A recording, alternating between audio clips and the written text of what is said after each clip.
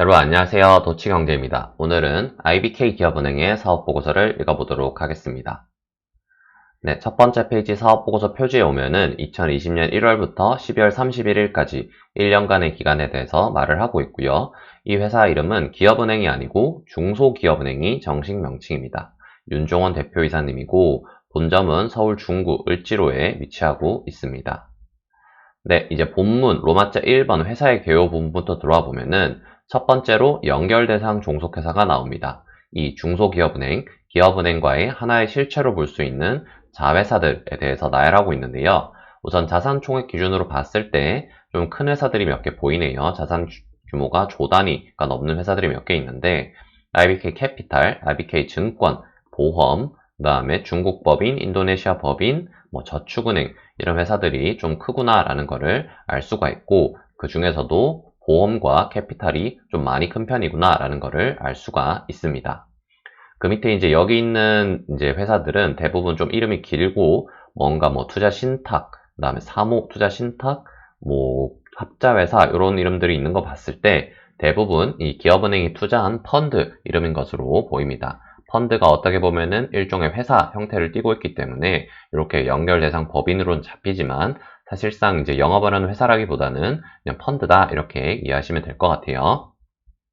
네, 계속 보면은 이 회사의 이제 정식 명칭은 중소기업은행이고 영어로는 Industrial Bank of Korea다라고도 말을 하고 있습니다. 중소기업은행법에 의거한 이런 특수법에 의거한 이제 은행이고 그래서 뭐 일반적인 법인이랑은 조금 다르다 이렇게 이해하시면 될 것 같습니다. 그래서 1961년 8월에 설립이 되었고 94년에 상장돼서 2003년에 코스피로 옮겨온 그런 회사다라고도 말을 하고 있습니다. 본점은 서울 중구 을지로에 있다고 아까 말씀을 드렸고 중소기업은행법에 따른 특수법인이다라고도 말씀드렸습니다. 네, 계속 보면 이제 신용평가에 관한 사항이 나오는데 여기서는 이제 이 기업은행이 돈을 빌려가서 얼마나 잘 갚을 것인가에 대해서 말을 하는 부분인데요. 보면은 일단 국내 등급인데요. 밑에 있는 게 트리플 A죠. 트리플 A면은 우리나라 정부와 준하는 최고 높은 등급. 그래서 우리나라에서 가장 믿을 수 있는 기업 중에 하나다라고 말을 할 수 있는 거고 이 위에 있는 거는 해외 신용평가사들이에요. 기업은행이 해외에서도 돈을 빌리기 때문에 해외에서는 기업은행을 한 AA-에서 AA0 정도로 아주 우량한 거의 우리나라 국가에 준하는 그런 기업으로 보고 있습니다. 실제로 뒤에서 나오겠지만 이 기업은행은 우리나라 정부가 소유하고 있는 기업이기 때문에 과반수를 소유하고 있는 기업이기 때문에 사실상 우리나라 정부와 준하는 기업이다라고 봐도 무방하다라고 말할 수 있겠네요. 네, 계속 보면은 배당에 관한 사항 부분이 있는데 이제 여기 3년치 배당을 보면은 조금씩 줄어요. 690원, 670원, 470원으로 주당 배당금이 조금씩 줄어드는 좀 안 좋은 모습을 보여주고 있는데 왜 그런가를 보면은 당기순이익이 줄고 있기 때문이에요. 당기순이익이 한 1.7조, 1.6조, 1.5조 이렇게 조금씩 이렇게 실적이 안 좋아지고 있거든요. 그래서 뭐 은행이 실적이 좀 안 좋아지고 있구나라는 거를 다시 한번 이제 이해하시면 되고 그래서 이제 배당 성향은 25에서 28% 수준으로 유지를 하고 있지만 배당금은 조금씩 떨어지고 있고 배당 수익률은 주가가 등락을 거듭하면서 왔다 갔다를 하고 있다라는 것을 알 수가 있습니다. 그래도 뭐 5%대 배당이면은 뭐 주식 투자 관점에서 봤을 때는 아주 배당을 많이 주는 기업이다 이렇게 이해할 수도 있겠네요. 네, 계속 보면은 이제 로마자 2번 사업의 내용에 오면은 이 IBK 기업은행이 어떤 사업을 하는가에 대해서 설명을 하고 있는데요. 우선 첫 번째로 영업의 개항이라고 해서 이 중소기업은행뿐만 아니라 뭐 여러 자회사들, 캐피탈, 증권, 기타 등등 회사들에 대해서 좀 실적을 간략하게 설명을 하고 있습니다. 우선 은행 실적을 보면은 단위가 억 원이고 이거는 영업수익은 매출이라고 생각하시면 돼요. 매출인데 뭐 이제 쭉 읽어보면은 17조 8,300억 정도의 매출을 올리는 그런 아주 어마어마한 규모의 회사다라는 것을 알 수가 있습니다. 뭐 신탁계정까지 합치면은 거의 18조 가까운 매출을 올리고 있고 캐피탈 같은 경우에는 이제 매출이 한 4,500억, 단위가 100만 원입니다. 4,500억, 영업이익이 1,700억. 그 다음에 증권은 매출은 1조 가까이 되는데 영업이익은 1,000억 정도. 그래서 뭐 은행에 비하면은 뭐 매출이 엄청 작고 영업이익도 당연히 엄청 작겠죠. 하지만 이제 여기서 눈여겨볼 거는 은행이 아까 앞에서 3년 연속 배당을 줄이면서 실적이 안 좋아졌다 이렇게 말씀을 드렸잖아요. 근데 보면은 캐피탈이나 증권 같은 회사들은 3년 연속 실적이 좋아지고 있습니다. 매출도 계속 증가했고 영업이익도 계속 증가를 한 모습을 보여주고 있고, 캐피탈 같은 경우에는 투자증권 같은 경우에도 영업이익이 3년 연속 증가하는 모습을 보여주고 있어서 은행과는 좀 반대로, 자회사들이 반대로 움직이고 있구나라는 것을 알 수가 있고, 은행 본연, 그러니까 은행만 딱 놓고 봤을 때는 실적이 굉장히 안 좋아지고 있지만 그나마 자회사들 때문에 좀 커버한 게 그 정도의 실적이었던 거라서 어떻게 보면은 은행업은 굉장히 좀 암울하구나라는 것도 알 수가 있는 겁니다. 다른 자회사들 좀 보면은 연금보험 같은 경우에는 역시 이제 당기순이익이나 영업이익이 계속 3년 연속 개선되고 있는 모습을 보여주고 있고, 자산운용 같은 경우에도 보면은 이제 매출 같은 경우는 3년 연속 늘었고 영업이익은 약간 주춤하긴 했지만 어쨌든 3년의 큰 흐름을 봤을 때 뭐 이렇게 증가하고 있는 모습을 보여주고 있습니다. 그런데 저축은행은 이제 본연이 은행업이기 때문에 이제 기업은행과 같은 방향으로 움직이는데요. 보면은 영업이익이 3년 연속 줄어드는 모습을 보여주고 있고 당기순이익은 감소폭이 더 크다라는 것도 알 수가 있습니다. 그래서 은행업은 전반적으로 안 좋다. 그 다음에 기타 금융 자회사들은 상황이 좀 좋은 편이다. 이렇게 이해하시면 될 것 같습니다. 그 외에도 뭐 IBK 시스템, IBK 신용정보, IBK 서비스 이런 이제 조그만한 자회사들도 있고요. 그 외에 이제 중국 법인, 인도네시아 법인 이런 법인들도 있는데 여기도 뭐 다 은행 법인이고 실적이 다 안 좋기 때문에 이런 곳들은 뭐 그닥 도움은 안 된다라고 생각하시면 되고, 그래도 뭐 순손실 규모가 거의 미미하기 때문에 뭐 해외 법인이 잘 안 되고 있다 이 정도만 이해하시면 될 것 같습니다. 그 다음에 이제 기업은행 시장 점유율이 나와요. 시장 점유율에서 첫 번째 총수신, 수신이라는 거는 이제 은행이 하는 예금, 그 다음에 뭐 적금 이런 것들을 말하는 거겠죠. 총수신의 시장 점유율은 얼마냐를 보면은 우리나라에서 총수신이 이게 얼마죠? 1000억이니까 1819조. 그러니까 거의 2000조 가까이 되는데 이 중에서 기업은행은 한 269조 정도를 차지해서 점유율 한 15% 내외를 이렇게 항상 유지하고 있다라는 것을 알 수가 있고, 그나마 조금씩 이렇게 증가하고 있는 모습은 아주 좋다 이렇게 판단할 수 있겠네요. 시장 점유율이 조금이지만 증가하고 있다. 그리고 기업은행의 본업인 중소기업을 상대로 한 대출에서는 시장 점유율이 거의 23% 가까이 돼서 아주 본연의 업무를 잘 수행하고 있구나라는 것을 알 수가 있습니다. 네, 그 다음에 이제 은행업은 기본적으로 자금을 조달해서 자금 운용하는 게 기본 비즈니스인데, 조달은 아까 봤듯이 예금 혹은 적금 같은 게 이제 주요 조달처겠죠. 우리가 은행에 돈을 맡기면 이 돈이 이제 은행 입장에선 조달이 되는 거고, 우리가 가서 은행에 돈을 빌리면 은행 입장에서는 투자를 하는 거니까 그게 자금 운용이 되는 겁니다.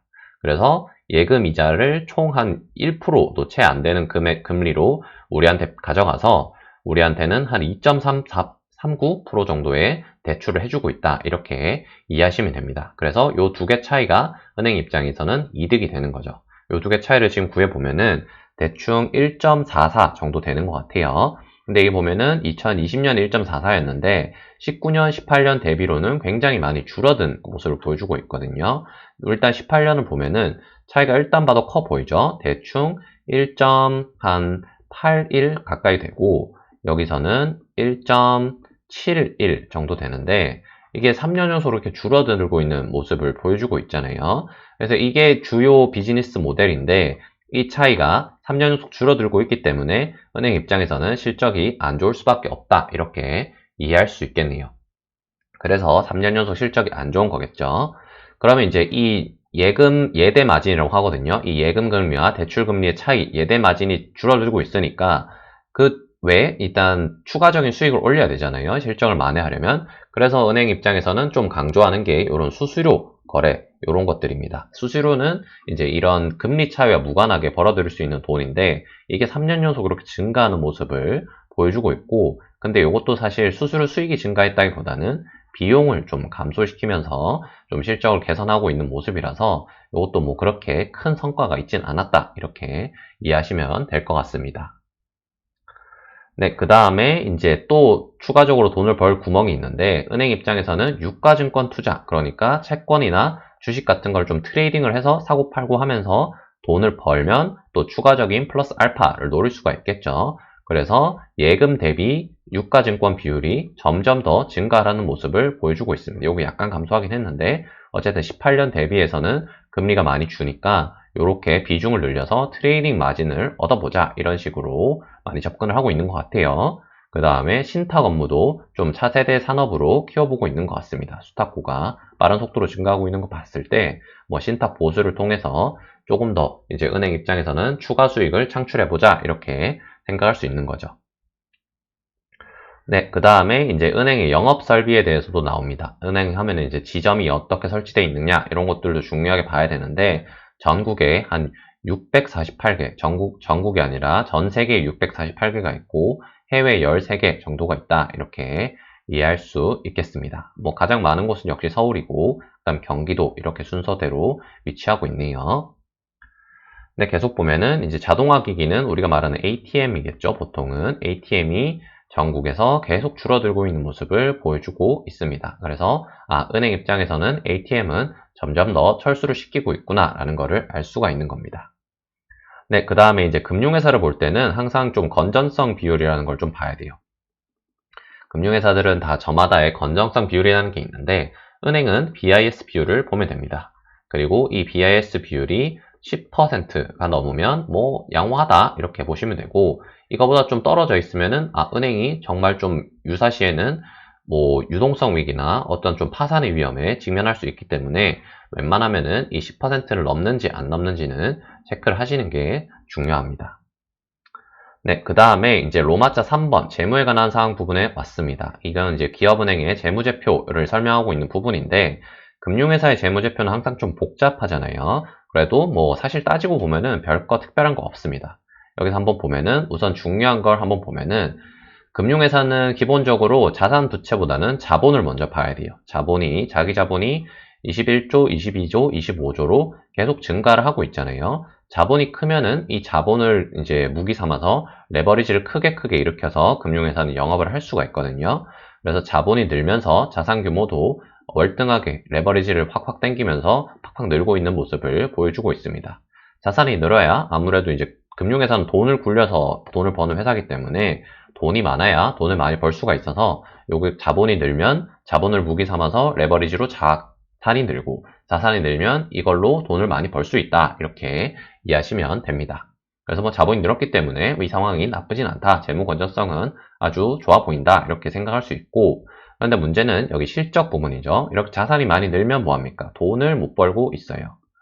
돈을 보면은 지금 3년 연속 계속 포괄이익 기준으로 계속 줄고 있고, 영업이익은 뭐 왔다 갔다가 있긴 하지만 어쨌든 계속 줄었네요. 영업이익도. 어쨌든 3년 연속 실적이 계속 줄고 있다, 이렇게 생각하시면 될 것 같습니다. 매출은 뭐 늘었는데, 매출이 늘면 뭐합니까? 마진이 별로 안 남는데.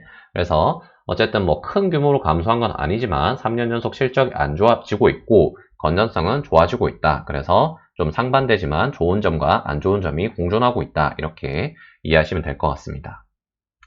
네, 그 다음에 연결 재무제표 주석에서는 뭐 별로 특별한 사항이 없어서 이 표 하나 가져와 봤습니다.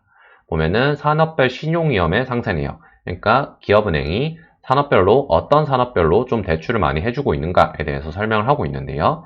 보면은 이 두 개는 기업 대출로 보이고, 요거는 가계 대출로 보이는데, 합계 먼저 보면은 가계대출 비중은 굉장히 적은 거를 알 수가 있습니다. 43조 정도밖에 안 되는데, 기업 대출은 뭐 서비스업만 122조, 그 다음에 제조업도 139조, 합쳐서 거의 뭐 260조 정도의 대출을 해주고 있는 것 같네요. 뭐 다 대출뿐만 아니라 뭐 이런 지급 보증이나 보증계약 약정 같은 것도 있지만, 어쨌든 제조업과 서비스업을 합친 기업향 포지션은 260조, 그 다음에 가계는 한 43조 정도 돼서, 기업은행은 그 이름에 걸맞게 기업 포지션이 굉장히 높구나라는 것을 알 수가 있습니다. 네, 그 다음에 이제 로마자 7번 주주에 관한 사항 부분에 오면은, 아까 이제 앞에서 기업은행은 우리나라 정부가 가지고 있는 기업이다라고 말씀을 드렸죠. 그래서 최대 주주가 기획재정부, 우리나라의 정부입니다. 기재부가 기업은행의 지분을 가지고 있고, 보통주 기준으로 63% 정도의 지분을 가지고 있는 아주 대형 지분을 가지고 있는 최대 주주입니다. 그래서 뭐 사실상 우리나라 정부가 가지고 있으니까 공기업이다 이렇게 판단하시면 되는 거죠. 기업은행은 공기업이다. 그 다음에 뭐 산업은행도 가지고 있고 수출입은행도 가지고 있고 해서 총 66% 정도를 우리나라 정부와 국책은행들이 가지고 있다 이렇게 이해하시면 될 것 같습니다. 우선주는 뭐 100% 가지고 있네요, 정부가. 네, 그렇고 최대 주주 같은 경우에는 계속 이제 정부가 지분을 늘려오고 있는 모습을 보여주고 있고 16년에 51%였는데 20년에 63%까지 늘려가고 있어서 이런 흐름을 봤을 때는 정부가 거의 뭐 100% 보유하려고 수를 쓰고 있는 게 아닌가 좀 의심이 들 정도로 이렇게 지분을 빠른 속도로 늘려나가고 있습니다. 뭐 5% 이상 주주는 기획재정부 외에는 국민연금 하나밖에 없고 국민연금도 어떻게 보면은 준정부기관이기 때문에 합쳐서 거의 뭐 대부분의 지분을 가지고 있는 거죠. 70% 이상의 지분을 정부가 직간접적으로 보유하고 있다. 그리고 우리 같은 소액주주들은 뭐 14만 명, 비율로는 99.99%를 차지하지만 전체 지분의 30% 정도만 가지고 있다. 이렇게 이해하시면 될 것 같습니다. 네, 마지막으로 임원 및 직원에 관한 사항에서 보면은 뭐 기업은행의 직원들은 자회사들 빼고 기업은행 다니고 있는 직원만 봤을 때는 100% 사무직으로 분류하고 있고 총 13,700명 정도의 직원이 기업은행에서 근무를 하고 있습니다. 평균 근속연수 14년이나 되고 남자 17년, 여자 12년으로 꽤 긴 편으로 보여주고 있고 1인 평균 급여액은 평균 8,400만 원이다 라고도 말을 하고 있고요. 그 외에 소속의 근로자, 뭐 아르바이트생이 될 수도 있고 파견 근로직도 될 수도 있고 이런 분들도 한 3,600명 정도를 차지하고 있네요. 네, 여기까지 기업은행의 사업보고서 읽어봤고요. 더 궁금하신 사항 있으면 댓글로 남겨주시면 답변 드리도록 하겠습니다. 감사합니다.